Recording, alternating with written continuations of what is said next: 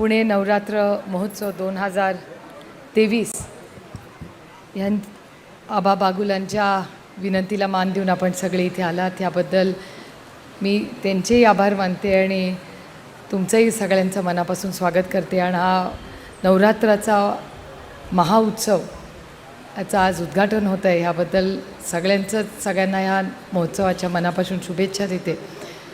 खरं तर मी ह्या बाजूला बघतच नाही आहे, कारण का मला सांगितलं 3 मिनिटात भाषण करायचं आहे आणि हा एकच पक्ष असेल ज्याच्या राष्ट्रीय वर्किंग प्रेसिडेंटला पुणे शहराच्या म्हणजे मी देशाची वर्किंग प्रेसिडेंट आहे, पण एका शहराच्या प्रेसिडेंटची मला भीती वाटते। मगासपासून मी धाकधूक करते, कारण का मगासपासून इतके माझ्याकडे ते आणि विशाल तांबे बघून डोळे वटारत आहेत, म्हणून मी माझं भाषण इकडे बसून करणार आहे, कारण खूप उशीर झालेला आहे। ह्या गोष्टीची जाणीव मला आहे, पण गेले 3 दिवस झाले माझा सगळा वेळ हा काँग्रेस पक्षाबरोबरच चालला आहे।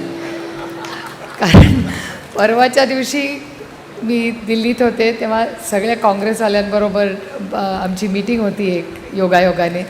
काल चेन्नईमध्ये इंडियाची मीटिंग होती, त्या मीटिंगमध्ये सोनियाजी, प्रियांकाजी आणि काँग्रेस पक्षाचे सगळे तिथले स्थानिक नेते उपस्थित होते आणि आज पुण्याला आले तर परत काँग्रेसच आहे। त्याच्यामुळे काहीतरी नियतीच्या मनात चांगलं दिसतं आहे यावेळेस काँग्रेस आणि राष्ट्रवादी काँग्रेस, आणि त्यातून शिवसेना तर आहेच। त्याच्यामुळे मला आनंद वाटतो की महाविकास आघाडीचे गेले 3 दिवस, परवा आम्ही योगायोगाने कोर्टात होतो तेव्हा मला तर कोणीतरी सांगितलं होतं की शहाण्यांनी कोर्टाची पायरी चढू नये, पण कुठलं आयुष्यात पहिलं कुठलं कोर्ट चढले तर डायरेक्ट सुप्रीम कोर्टातच चढले ती पायरी। आधी छोट्या कोर्टात जातच बसलो नाही, डायरेक्ट जी चढली ती सुप्रीम कोर्टाची चढली। आणि त्या चढताना शिवसेना आणि राष्ट्रवादी काँग्रेस पक्ष म्हणजे खांद्याला खांदा लावून आम्ही तिथे सुप्रीम कोर्टात लढाई करत होतो आणि मागे खंबीरपणे वकील सगळे कोण होते, तसे सगळे काँग्रेस पक्षाचे वकील होते।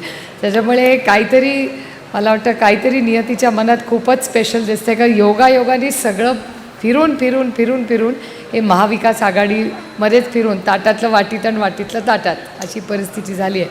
पण आज व्यासपीठावर आज ज्यांचे फोटो मी खूप वर्ष जवळून पाहिले, कारण का मी फारसं पुण्याला खडकवासला सोडलं तर मी कधीच कार्यक्रम घ्यायचे नाहीत। आमच्या सगळ्यांचे रोल्स क्लिअरली डिफाईंड होते आणि पुण्यामध्ये आमच्या पक्षाचे 2 नेतेच हे पुणे शहर बघायचे, त्याच्यामुळे मला ह्यांचा संबंध फक्त वर्तमानपत्रात यायचा आणि अच्छा हे पण आहेत। त्याच्यामुळे आज सगळे काँग्रेस पक्षाचे मोठे नेते आज पर्सनली मला दिसले। ह्याचा माझा एक तो कोडॅक मोमेंट असतो ना, फॅन मोमेंट, तसा माझा फॅन मोमेंट काँग्रेस पक्षाचा झाला आहे की सगळे लाईव्ह मी बघते ज्यांना मी अनेक वर्ष जवळून पाहिलेलं आहे। आणि आता पुण्यामध्ये कारभारी बरेच बदललेले आहेत, त्याच्यामुळे प्रशांत दादा मलाही थोडंसं काम पुण्यात करावं लागणार आहे, पण मला आनंद वाटतो आहे की आपण सगळेच ह्या संघर्षाच्या काळात हे एकत्र आहोत। संघर्ष आज सगळ्यांच्या आयुष्यात येतो, आज तो माझ्याही आयुष्यात आला आहे आणि जसे जास्त दिवस जातात ना तशी मजा जास्त येते। आणि मगाशी यांना सगळ्यांच्या भाषणात म्हणत होते स्त्री शक्तीचा जागर वगैरे, माझं मत थोडंसं वेगळं आहे। माझं म्हणणं आहे 9 दिवस जागर करू नका, वर्षभर आमच्याशी नीट वागा, आम्हाला बास आहे। आम्हाला 9 वर्षाचं ग्लोरिफिकेशन नको आहे, आम्हाला फक्त 365 दिवस माणुसकी दिसली तरी आम्ही त्याच्यात खुश आहोत, कारण का आम्ही आत्ताच एका शॉकमधून सगळे निघालेलो आहोत। आम्हाला 5 दिवसाचं एक मोठं पार्लमेंटमध्ये आम्हाला सगळ्यांना बोलवण्यात गेलं, आम्ही खूप उत्साहाने सगळ्यांनी गेलो। दुःख होतं की जुनी बिल्डिंग सोडायची होती जी आम्हाला कुणालाच सोडायची नव्हती, कारण ती जुनी पार्लमेंटच्या बिल्डिंगमध्ये एवढा इतिहास आहे। तिथे पंडित जवाहरलाल नेहरूंपासून, इंदिराजींपासून, राजीवजींपासून, डॉक्टर बाबासाहेब आंबेडकर असतील, मधु दंडवते असतील, असंख्य असे महाराष्ट्रातले आणि भारतातले मोठे नेते येऊन गेले। त्या सगळ्यांचं तिथे जणू काय आपल्याला तिथे गेल्यावर त्या भिंती आपल्याशी बोलतात। आणि बारामती लोकसभा मतदारसंघाच्या लोकांच्या आशीर्वादामुळे 15 वर्ष मला तिथे काम करण्याची संधी आणि 3 वर्ष राज्यसभेत मिळाली, त्याच्यामुळे 18 वर्ष माझ्या आयुष्याची, त्यातले वर्षातले 100 दिवस हे माझे त्या वास्तूत गेले। त्याच्यामुळे माझंही त्या वास्तूशी एक वेगळं नातं आहे। आणि आता एक नवीन बिल्डिंग, अनेक वेळा लोकांना नवीन घरात जायची उत्सुकता असते। आम्ही एकच कुटुंब असू ज्याला नवीन फ्लॅटमध्ये जायचं नव्हतं, आम्ही आमच्या जुन्या घरातच आनंदी होतो आणि त्या नवीन घरात गेल्यानंतर ते जास्ती मोठं आहे, त्याच्यात खूप असं अंतर आमच्या सगळ्यांमध्ये आलं आहे. म्हणजे मंत्र्याला असं बघावं लागतं की नक्की मंत्री तोच आहे का, इतकं अंतर आमच्यात आलं आहे. आणि ती बिल्डिंगमध्ये मग महिला आरक्षणाचं विधेयक आलं आणि ते विधेयक आल्यानंतर आम्ही म्हटलं ठीक आहे, चांगल्याला चांगलं म्हणलंच पाहिजे. आमचे जरूर मतभेद हे राजकीय असतील किंवा पॉलिसी लेवलला असतील, पण महिला विधेयकाला महाविकास आघाडी आणि इंडियानी पूर्ण ताकदीने आज जे सरकार आहे त्यांना त्यांच्या मागे खंबीरपणे उभं राहायचा आम्ही निर्णय घेतला.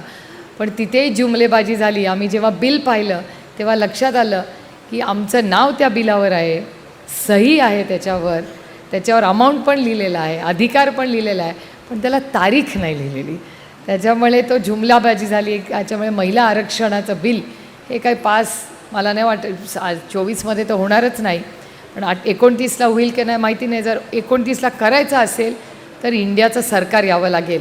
आणि ऑन रेकॉर्ड मी तुम्हाला सांगू इच्छिते की जर आमचं सरकार आलं तर पहिलं विधेयक आम्ही इंडियामधून पास करू, ते म्हणजे महिला आरक्षणाचं बिल पूर्ण ताकदीने पास करू, कुठली अट आणि शर्यत नसताना. आणि मी एवढं जोरात का म्हणते आहे, कारण का इंडियामधला सगळ्यात मोठा घटक पक्ष जो आहे तो काँग्रेस पक्ष आहे.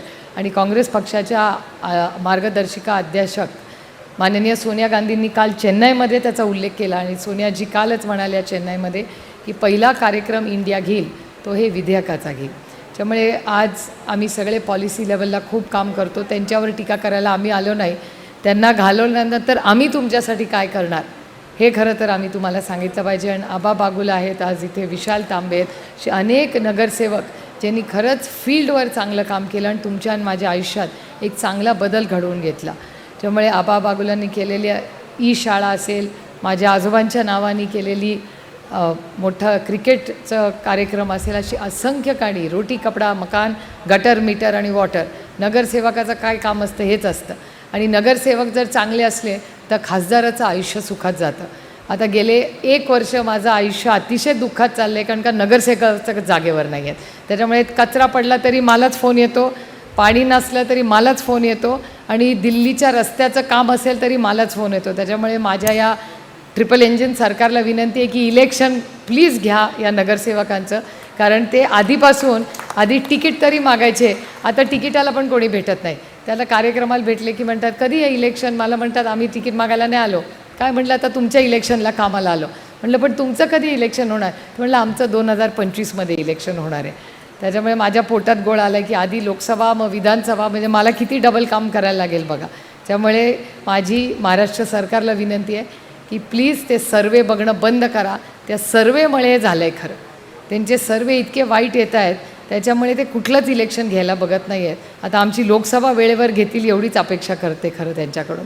पण आज खरंच काँग्रेसवाले भेटल्यावर मला एवढं राजकारण बोलायची इच्छा होते. हे खरं राजकारण बोलायचं व्यासपीठ नाही, पण काँग्रेस आणि राष्ट्रवादी काँग्रेसचं हे जे प्रेमाचं नातं आहे आणि त्याच्यात साखर म्हणून शिवसेनेचा जो आत्ताचा रोल आहे, हे गेले 2.5 वर्ष कोविडच्या काळातही या सगळे जे व्यासपीठावर लोक आहेत त्यांनी अतिशय उत्तम काम त्या काळात केलेलं आहे. त्याच्यामुळे सगळे जे प्रेमाचे ऋणानुबंध आहेत हे असेच राहो. या नवरात्रीच्या निमित्ताने आपण आज इथे जमलेलो आहोत.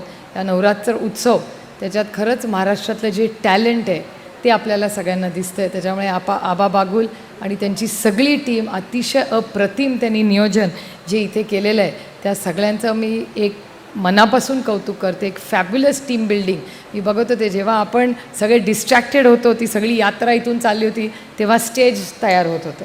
त्याच्यामुळे असं आपल्याला एकही मिनटं बोर झालं नाही की आपण बसलो आहे आणि स्टेज होतो आहे काही होतं आहे. फॅब्युलस टीमवर्क आणि 29 वर्ष ते हे काम करत आहेत.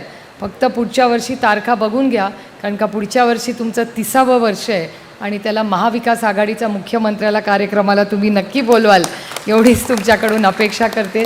तुमचा हा उपक्रमाला मनापासून शुभेच्छा देऊन मला पुढच्या कार्यक्रमाला जायला आपण सगळ्यांनी परवानगी द्यावी एवढीच विनंती करून आपली रजा घेते. जय हिंद, जय महाराष्ट्र, जय आघाडी. एबीपी माझा, उघडा डोळे बघा नीट.